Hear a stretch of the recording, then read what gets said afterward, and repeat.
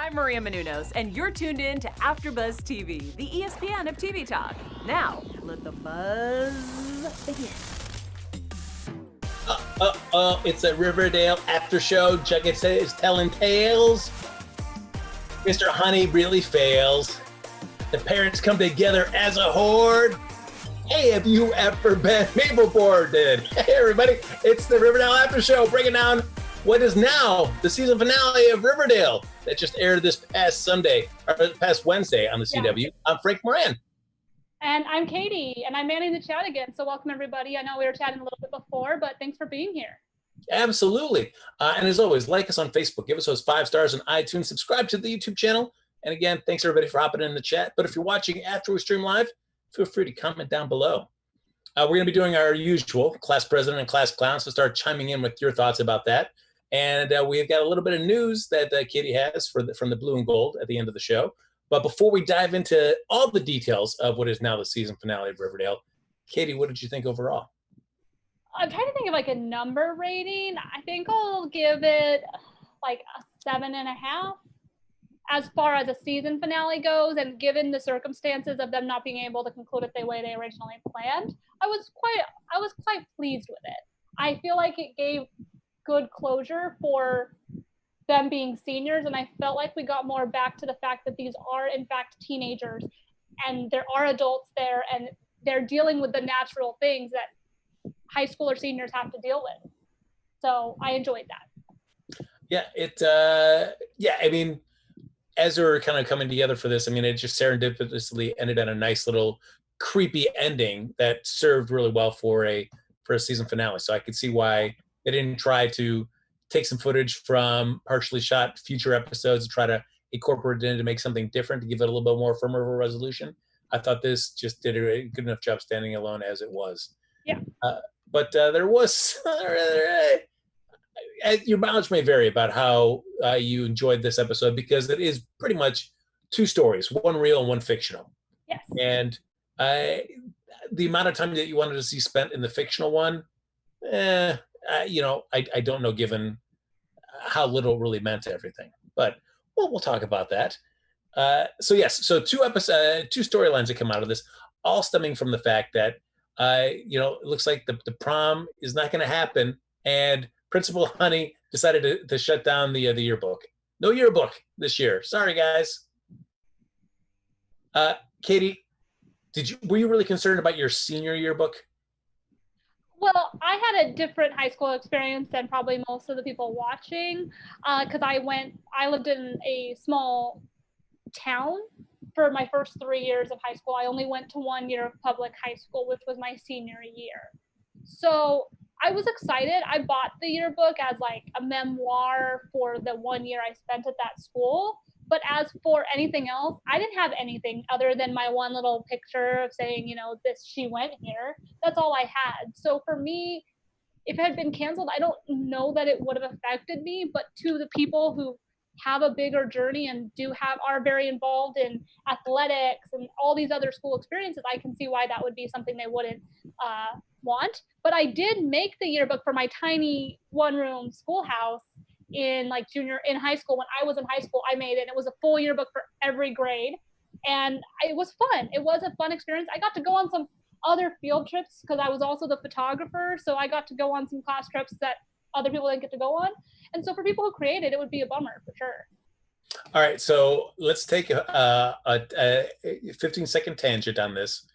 Let's break down what we'd imagine, because we're not going to get a chance to see the blue and gold Riverdale High yearbook. What do you imagine any of the cast's in characters' high school yearbook photos for their senior year would be like?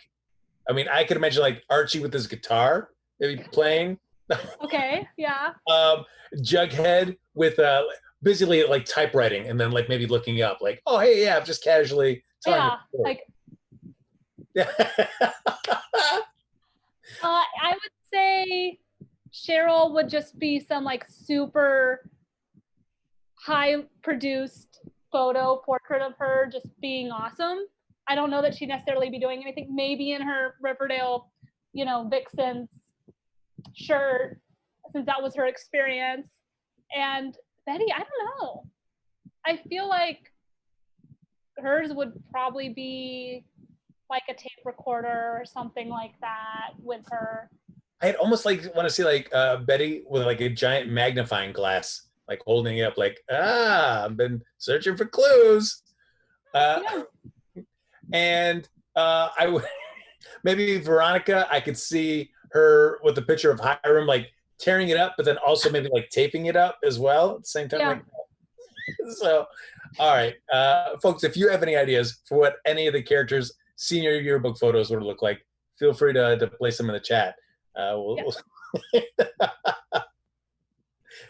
So once, but you know what? Betty is so offended that the yearbook is being canceled because she was 2 days late, and Principal Honey said, "Hey, I needed this 2 days ago, and I also said I need to approve every single page." And Betty is so offended at this. I'm actually I have to agree with Principal Honey on this because I'm sure he reminded her of like, "Hey, I need this. Yeah, this is the deadline because I need to review everything." Yeah. So I don't see why she's so mad. Like, oh yeah, I kind of ate it. Sorry. I didn't understand that either. Any sort of newspaper or yearbook or school produced thing has to be edited. I mean, I know our yearbooks had to be edited multiple times for typos, not just for that alone, but to make sure they're fine and everyone's being represented. I didn't see him as the bad guy in that situation. I was a little irritated that like she thought it would be fine. Anything goes however she wants it to be. I found that was a little weird. Yeah, especially where it's so when the deadline hit, she didn't say, "Hey, Principal Honey, is there any way that I can get an extension?" She doesn't mention that to him at all. She just showed up 2 days late and said, like, "Here you go. It's all ready to check out." Yeah. So she leaves that and then goes and talks to the rest of the gang and says, "Oh, well, we're not getting a senior yearbook. That's great. Half of us aren't, pretty much all of us except for Archie and Jughead aren't going to prom." And then Betty just kind of catches her, so like, we should really kill Mr. Honey. That was so weird.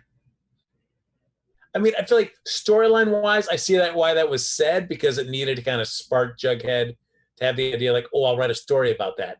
But it just isn't casual conversation. Yeah. It's just really weird to throw out to your friends like, yeah, we should really kill the principal. I can't, Kitty, I mean, I know you only went to a big public school for 1 year. Yes. But how many death threats did you try to start towards any of the teachers there? I'm pretty sure none.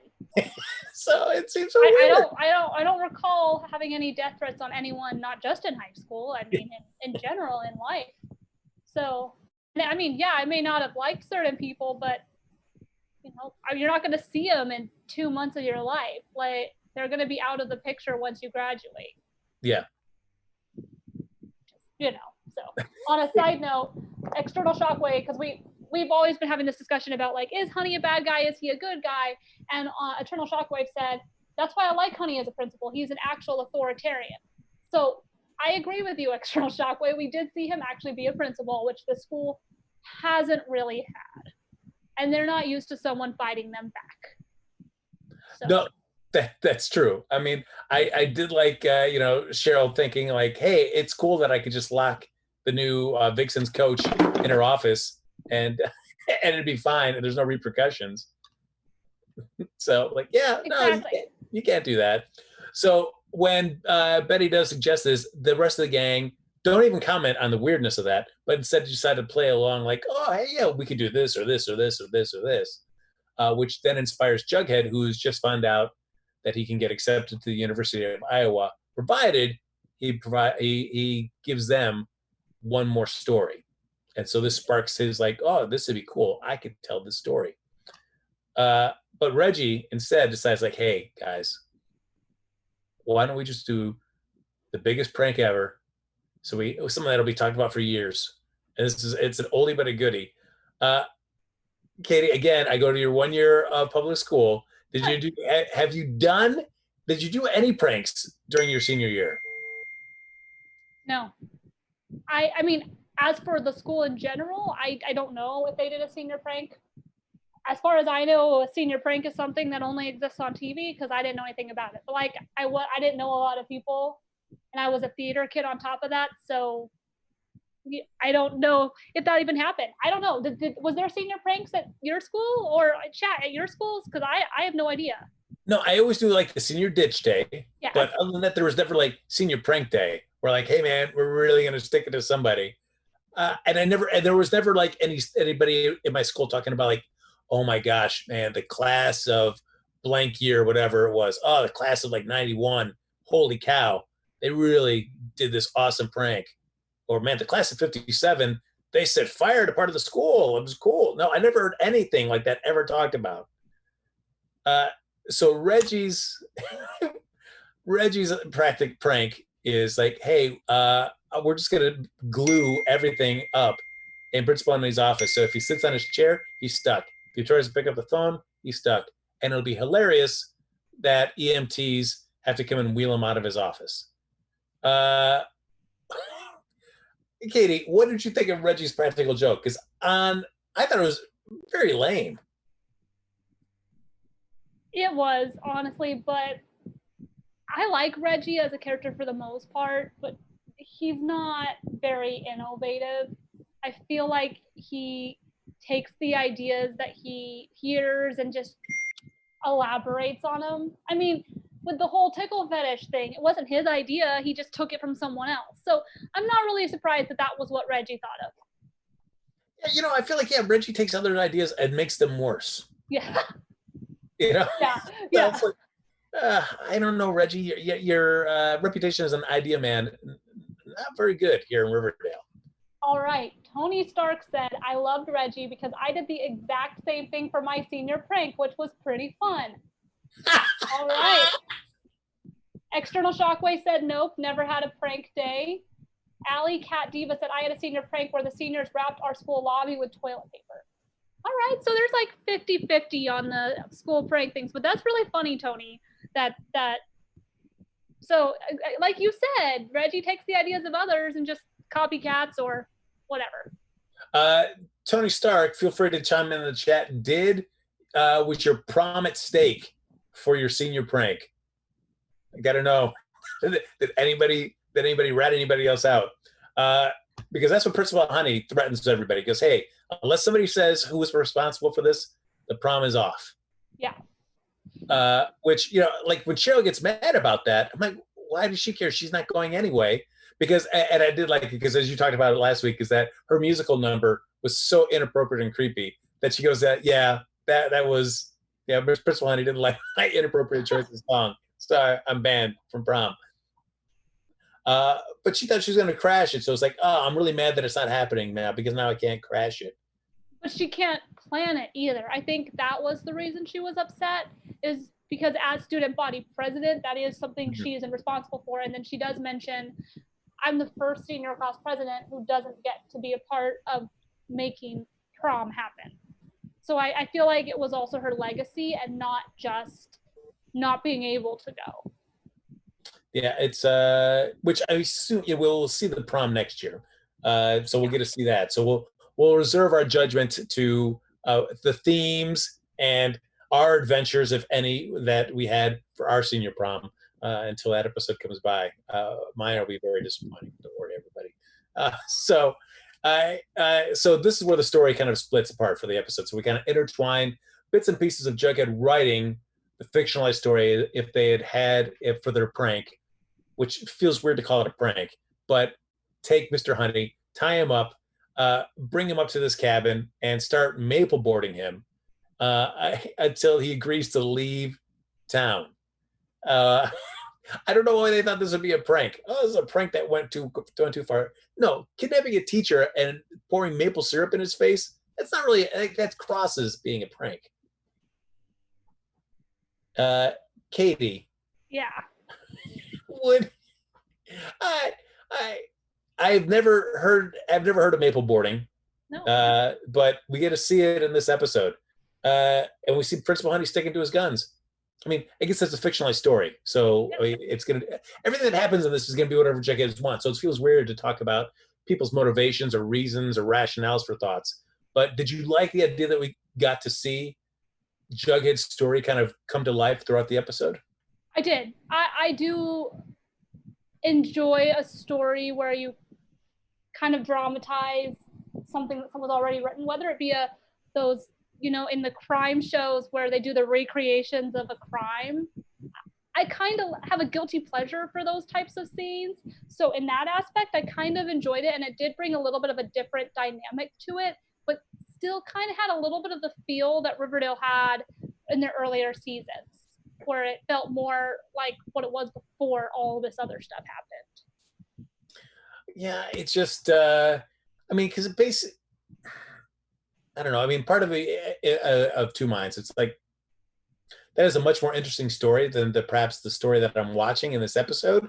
And given how outlandish Jughead's story is, it still does fit as a proper escalation of the crazy trajectory that Riverdale has been on over the course of this 4 seasons. Yeah. I mean, you know, once we've had people wrestling bears and doing all this stuff, I mean, you know, okay, sure, faking their own deaths and principals, as schoolmasters, as well as teachers, jumping out of windows to their death. Yeah, I mean, if you wanted to tell me that this is what really happened, and you know they went really dark and they really kidnapped Principal Honey and tried to do this to him, I could actually buy it the way this show has ramped itself up. So that was the kind of frustrating thing. It's like, well, you're telling me a much more interesting story than the what is reality for this episode. So I don't know. In one mind, it's like, why are we spending so much time on this? Why are you making me want to get invested in a story that I know isn't real? So that was the frustrating part about it. I get that. And the only confusing thing about it was at first when the thing with Reggie happened, the actual prank, I didn't know if it was part of the story or part of the actual plot of what was going on in real life. I was a little bit disconnected, if that makes sense. I thought that was all part of what Jughead had been writing at first. And then I had to step back and realize, oh, that was real? So that was the only problem with that particular situation. There was one nice shot in there where they transition between reality and the story, where they're walking to the school and they turn a corner and it pans over to Reggie's locker and everybody are like laying flowers down and putting these little memorial signs on his locker to indicate that Reggie has died. And I was like, oh, that was a nice smooth transition to take us from reality to the fictional story that was being told. Yeah. And we find out that Reggie is dead because he was starting to crack underneath the pressure. It was too much, which, I mean, I guess is true, I suppose. Like if anybody was going to crack, I don't know if anybody was going to crack. It would seem like it would probably be Kevin. Don't you think Kevin would crack first? No. You think Reggie would be the first one? I don't know that Reggie would be the first one, but Reggie has less experience with dead bodies, given the quote that he said that I found funny, where he was like, am I the only one who hasn't had to get rid of a dead body? And so in that sense, it made sense, but this is the tough guy who was kind of somewhat helping control the Bon We. So it was a little forced, a little bit. Yeah. But if you don't know the person and you're just reading it, like, you know, the college is reading it, they don't know Reggie's character. All right, it works. Yeah. Well, he almost blabs what he's done to a couple of members of the football team. And Archie's like, no, man, you got to get it together. And the next thing we know, we find out that somebody cut his brake lines. And now Reggie's dead because he was going to blab. He was, you know, that's the thing. So, you know, your secret is only as good as your weakest link. Yeah. Katie, I got to be honest. What do you think? If you were part of a murder pact in high school, your senior year, your 1 year of public school, you got together with some theater kids and you killed a teacher, how well do you think you'd be able to hold that secret? Or would you be like Reggie? Let the guilt get to you? Well, I mean, theater kids versus your normal people who can't act, I feel like they probably would have done a little bit better. I mean, they're paid to fool people. So in that sense, I feel like we would have done all right. I am personally not an actress, but I would have probably just not been around. I didn't really hang out with people from school outside of school, so I wouldn't really have to worry about it. I feel like the only people I hung out with were the people who would have been involved. True. So you don't have to worry about people thinking like, Katie's acting different, isn't she? No. Yeah, and it would be people that I could have already been talking about it with, since we all had lunch together. We all spent time together, and then when I would go home, and that was it.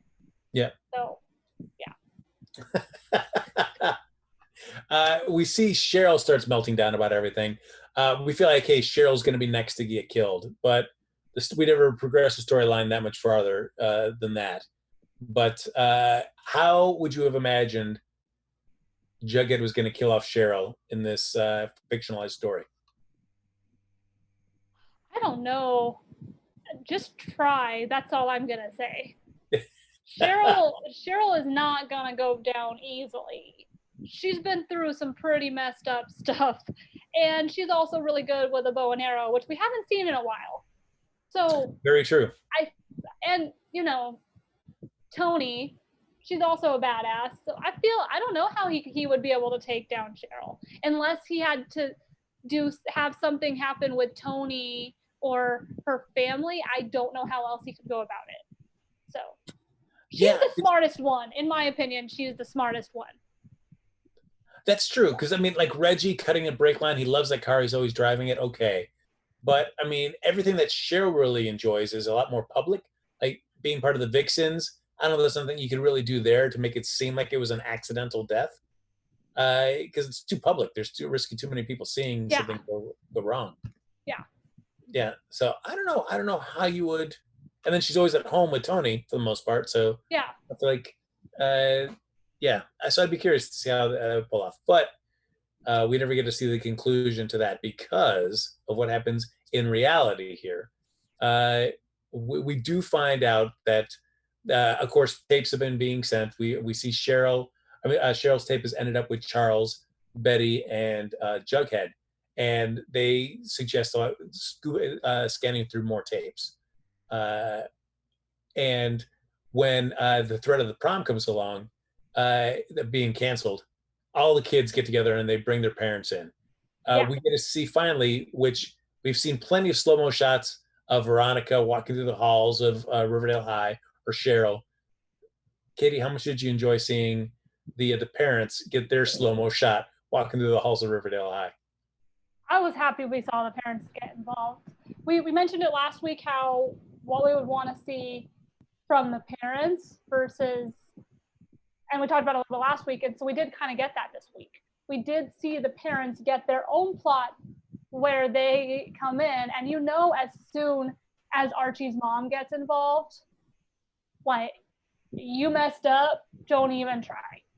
Just walk away, Mr. Honey, because you do not want to mess with her. Yeah, it was a very quick, very not strong stance by Principal Honey. As soon as Alice Mary starts talking, that was it. Like, well, sure, we're going to go in the office and talk about it, but we cut immediately to Pops with the result that everybody's expecting, which is that the prom's back in, and we get to hear, which I thought was weird, all these speeches or mini speeches from the different parents praising all the kids and how great they were and how much they deserve this. Like, I don't know about that, guys. Yeah, I agree with you on that. So the prom is going to be back, but we find out though that Principal Honey has a tape that he supposedly has gotten, and this tape, which he shows Charles, Betty, and Jughead, shows somebody with the camera going all around Riverdale High. I mean, it seemed pretty obvious right there that Honey did this himself. Were you at all? Did you at all fall for that at all, or did you know, like, yeah, Honey probably did this to himself? I knew it was Honey. As soon as it happened, I was like, convenient that the school gets a tape right after you fail to cancel the prom. Really, dude? That was dumb. That was dumb. And the other thing they find out, Betty finds out through her research on Honey, is that every school that he's been prior to Riverdale, he's managed to cancel every single prom. I'm like, what? I'd be curious. But that's the kind of thing that makes me like, what is Honey's deal about having fun? I mean, whether he's been an authoritarian, I mean, but still, why do you feel the need to cancel prom consistently? That's what I'm wondering. Is I was really hoping when Betty dug deeper behind it, I was hoping they would give us a reason as to why he had this thing against prom. Did something bad happen at his prom? Did, what happened at his prom? Is he worried about something at prom? And they never gave us any reason for that. And it was a little frustrating. I think I was still thinking about it afterwards, like, why does he not like prom? What's his problem? Yeah. No, I feel like there was more about Honey's past that I was like, it would have been kind of good to know. Yeah. Yeah.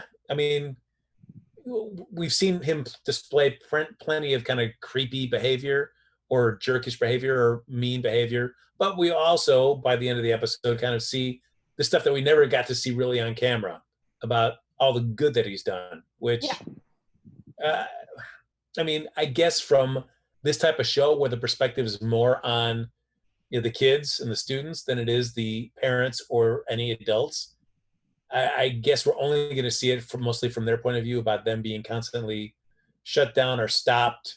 And I guess maybe that's like life. I don't know, Katie. Does it seem like life where people that you thought were being very tough on you were really doing it for your own good, and it was only later you realized the good that they were doing? I think that's very typical, especially with the generational gaps. Not just high schoolers to adults, but even, adults to elders. You never want to take what those people are saying to heart and really think that they have your best interest, because you always want to think what's best, and you don't. None of us do, but we constantly think we do. So in that sense, I did enjoy that they did touch on that. You don't always know what's going on. There's two sides of every story. You're only looking at the side of what your tunnel vision is allowing you to see. Like, I typed that I was torn behind thinking Mr. Honey was the bad guy and thinking Mr. Honey was just genuinely doing his job. Now, he is a little sketchy. He has some ghosts and, skeletons in his closet that make him a little sketchy. But as far as his job as principal, until we found out the reveal that he had done this before, I genuinely was thinking, no, he's doing what he should do. He's taking a stand against these kids who are being a little childish. I do think they were being a little childish, but I understand why they did it, and I understand why he did it. So. Yeah. Betty's able to find a couple frames of the video that Principal Honey gave them, where you see Principal Honey holding the video camera in the frame, kind of reflected off some glass that's showing off some trophies. One, come on, Principal Honey, because it looked like the way that photo is, it's like he's looking through the viewfinder, seeing what he's recording. How would you not have seen yourself? Get out of here. He doesn't think about it? I guess not. I feel like most people who don't video stuff a lot would make that mistake, like a rookie mistake. Yeah, or that anybody's going to take the time to watch all that footage again. Yeah. Yeah. So Betty finds it, prints out a photo, and delivers it to Principal Honey and says, you busted now. And he gets fired. And everybody's like, yeah, hey, all right, we got rid of this jerk. And Principal Honey comes out and says, hey, I already thought something like this was going to happen. So I set myself up. I already got a job over at Stonewall Prep. They're cleaning the house. They want somebody cool. Katie, it seemed weird to me. It's like, but wait a second. If Stonewall Prep found out that this is how you got fired from this job, wouldn't that give them cause to like, maybe we're not going to give you this job? I mean, it's Stonewall Prep. They don't really have a good rap sheet for decent teachers from what we learned. I mean, there's all sorts of shady stuff that goes on there. So I feel like it gets swept under the rug. Yeah, but it's like, if they're cleaning house over what happened last time, I would think anybody that they hired, they'd really want to make sure was completely above board. And certainly I guess this job was offered before he got fired. Yeah. But once they learned that he was fired and why, you would think like, all right, maybe you're not Stonewall Prep material now. Yeah. So I'll be curious to see if he still does get that job, or they say like, no, we're taking that back. But while everybody's like kind of like basking in the awesomeness, like, we got rid of this jerk, it's great. Prom can happen again now. Miss Ball comes in and kind of schools them on like all the great stuff that Principal Honey's done throughout the year, whether it's giving students, helping students get full tuition, full rides to schools. The GPAs for all the grade point average of the school has gone up the highest that it's been in so many years. And she even has a letter to the University of Iowa that she was going to mail on behalf of Jughead, and she doesn't. She gives it to Jughead. I'm glad to see Miss Ball get a scene. Just like for the hot seconds that we've seen her every so often in the course of this series. Yeah, Jazzy Jones asking why she's not principal and she's been there for so long. I thought the same thing. I was like, why isn't she principal? Yeah, no, that's true. Yeah, I mean, maybe she will be now. Maybe she'll finally get her chance. Yeah, I mean, I don't know. What do you think in terms of enticing jobs? Is the being the principal of Riverdale High? When she said how many principals they've gone through in her time at the school, I thought, how are they still finding principals to be at this school? Because clearly it's the school. It's the school. The school is messed up. So how are they still getting principals? That's the one thing I thought of, was it's them.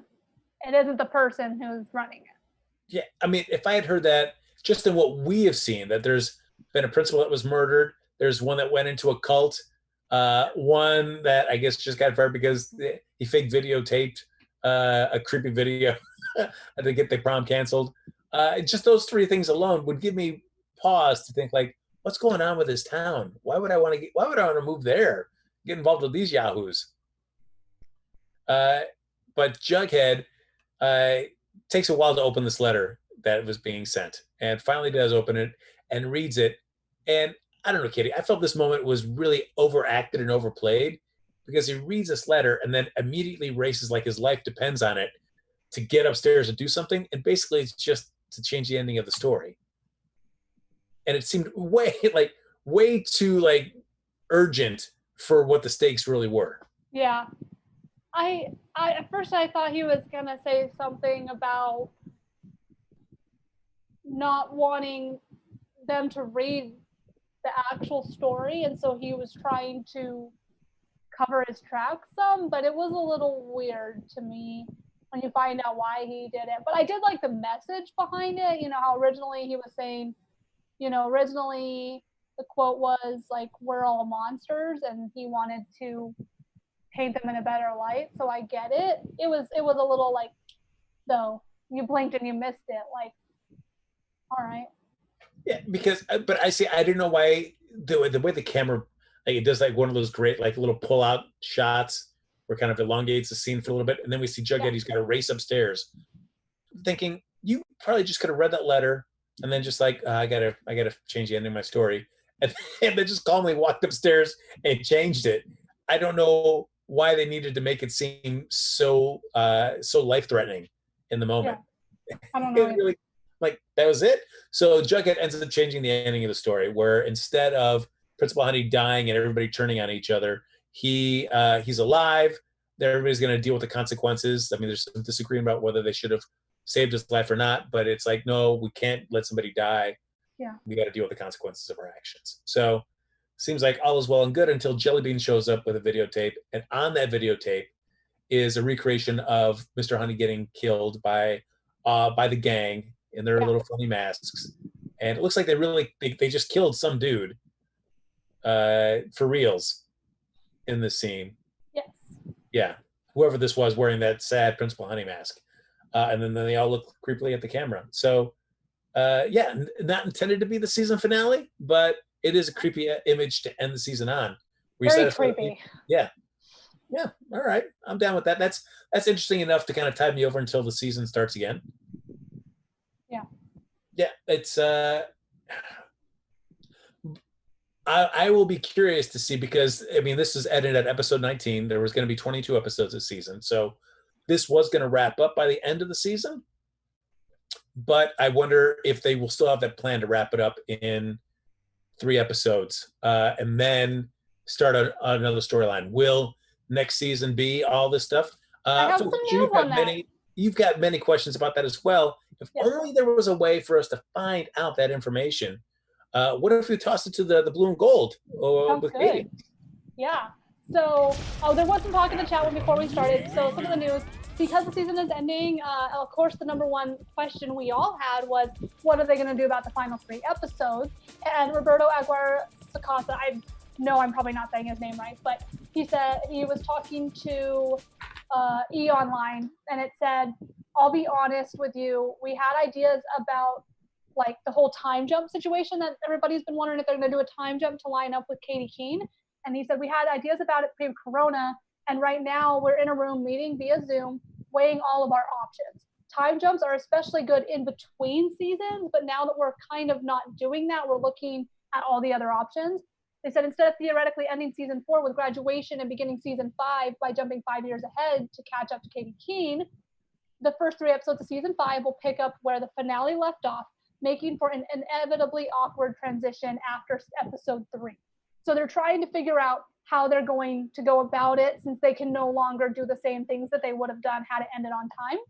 And then also the other question was, well, what about Skeet Ulrich and Marisol Nichols, who are leaving the show at the end of season 4? So the question was, what are they doing about that? And he also addressed that they will have their departure next season. So within those like 3 episodes that they originally were, they will resolve those characters because they could not do it this season. But he did confirm, because he said we want to be able to keep it open for them to come back in the future. He officially confirmed that they're not dying. So that's kind of a little silver lining. We don't have to see FP die. So I was happy about that. So yeah, that's kind of what we had for news, was those updates. And that was posted a couple days ago. So yeah. Yeah, I mean, that'll be kind of interesting with that. For me, I'm fine if they wanted to just do 3 episodes. I mean, whether the episode counts increased for next season, so they end up doing 25 episodes so because of this, or they just stick with their standard 22. I'm fine with, after the 3rd episode, just start 5 years later. It's fine. I don't think anybody's going to be confused by that. Yeah. But I think that they're trying to not have it be quite as awkward of a transition. So I get it, but we'll see. If it works, it works. I mean, they did it in Arrow for a lot. Yeah, I mean, it's easy enough to think like Archie and the gang getting a photograph of them graduating from high school with caps and gowns on, which then which transitions to being a photograph that one of them is holding, like looking back at this, and it's 5 years in the future. Yeah. And we're like, okay, now how do we move on from there? I think the time jump would be a great idea for the show, because we can just get to different iterations of these characters and different status quos, and we don't have to, and then just find out how things have changed. I think it'll be much more interesting to just jump to where the characters are at. Yeah. So, but we still have to figure out, do they all kind of return to Riverdale? Is that what happens 5 years later? They come back from college, all the stuff, and they're all reuniting back in Riverdale after that. I feel like they have to. Yeah, I mean, because it seems weird. I don't know if you could. Yeah. But then also, for as much as they wanted to get out of this town, and they've all gone to all these different colleges for the most part. I mean, Reggie's the community college. I understand that. Yeah. Is their end goal to come back to Riverdale? I don't know. I think something's going to pull them back to Riverdale. That's how these things normally work. Some mystery. There's going to be some reason that they've got to come back as adults now to solve some mystery that's been happening. So, folks, we got before we wrap up. I mean, our last chance for a class president and class clown. I mean, who could it be? We're going to give it a chance to kind of vote for the best and mock the worst. Yes. Katie, who are your class president and class clown? All right. At first, I put that Mr. Honey was both class president and class clown, because he had some moments where he actually stood up and was the actual principal. So for that, he's class president. But he's class clown for the videotape thing and the shady stuff he does. So he's both. He's both my class clown and class president. All right. Yeah. I'm gonna throw out for Miss Bell. I'm gonna give her some love. Say, hey, she stood up and she let those kids know what the real deal was about Principal Honey. So I'll give her class president. Class clown. I mean, Mr. Honey for doing that stupid videotape. That's pretty dumb. I don't know how he thought that was actually going to fly. I mean, I would have gone for Reggie, but Reggie and his dumb prank That's so close. So close. That was such a terrible prank. But I'll go with Principal Honey. Gotcha. Well, earlier in the chat, I asked before we started, and Eternal Shockwave said class president, Mr. Honey, because he's actually a good principal, and class clown is the students for thinking that Honey would leave Riverdale. He's going to Stonewall.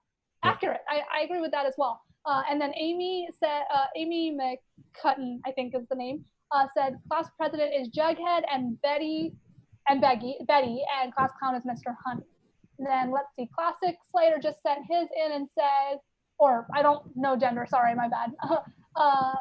Class president is Jelly Bean for always getting a 5-minute spotlight. I will be curious to see who's involved with this, because it was one thing when it was when the recreations were just of 2 people. Yeah. You know, whether it was Jason Blossom and his dad killing them, or somebody smashing Betty smashing Jughead's rock. But now you've got like 7 people stabbing Mr. Honey. So I will be curious to see who this huge group of people are, because it's more than just one or 2 people kind of involved in this. So if it's Chicken Charles, they're not working alone. There's certainly got a huge other group of people. Who are these folks? I haven't seen anything on canvas or on the show so far to make me think like, oh yeah, it could probably be these guys. Yeah. And what do you think about Jelly Bean? I know people have said like, hey, Jelly Bean might be involved with this because she's the one that brought them the videotape, saying that she found out the concept. I don't think so. I that would be weird. I don't know. Maybe. Yeah. No, I mean, they're saying like that could be a way that FP ends up leaving the show is because Jelly Bean's kind of messed up in some things she shouldn't be. FP realizes that I got to get her out of Riverdale, and that's why he leaves town. Maybe. Folks, the season has come to an end. Our time together has come to an end. But we'll be back in the fall whenever Riverdale decides to come back. We're all anxiously waiting to see how this storyline that was supposed to end this season wraps up at the beginning of next season. But as always, thanks for joining us. Like us on Facebook. Give us those 5 stars on iTunes. Subscribe to the YouTube channel. Thank you, everybody, for hopping in the chat all season long, supporting us here as the panel in this new iteration that we were doing it here over Zoom. You've been very faithful, and we really appreciate that. But if you want to stay in touch with either of us, even after the season's over, Katie, where can they find you? You folks can find me on Twitter, Instagram, and Twitch at KT_Christine with a C, or pardon me, on the Batwoman after show tomorrow. So, and shout out to Tony Stark, External Shockdown, Nicholas, Billy Jingle, all of you for being here and being so tuned in every single week. We appreciate you so much. Absolutely. Find me on Twitter and Instagram at HappyGoJackie. I'll be releasing my LP of all my intro songs. So, man, and my concert dates and tour dates will be announced very soon. So follow me there so you can keep up to date. Folks, that's going to do it for this season of Riverdale, but we'll be back next season with all new episodes right here on AfterBuzz TV. Bye. Our founder, Kevin Undergaro, and me, Maria Menounos, would like to thank you for tuning in to AfterBuzz TV. Remember, we're not just the first, we're the biggest in the world, and we're the only destination for all your favorite TV shows. Whatever you crave, we've got it. So go to AfterBuzzTV.com and check out our lineup. Buzz you later. The views expressed herein are those of the hosts only and do not necessarily reflect the views of AfterBuzz TV or its owners or principals.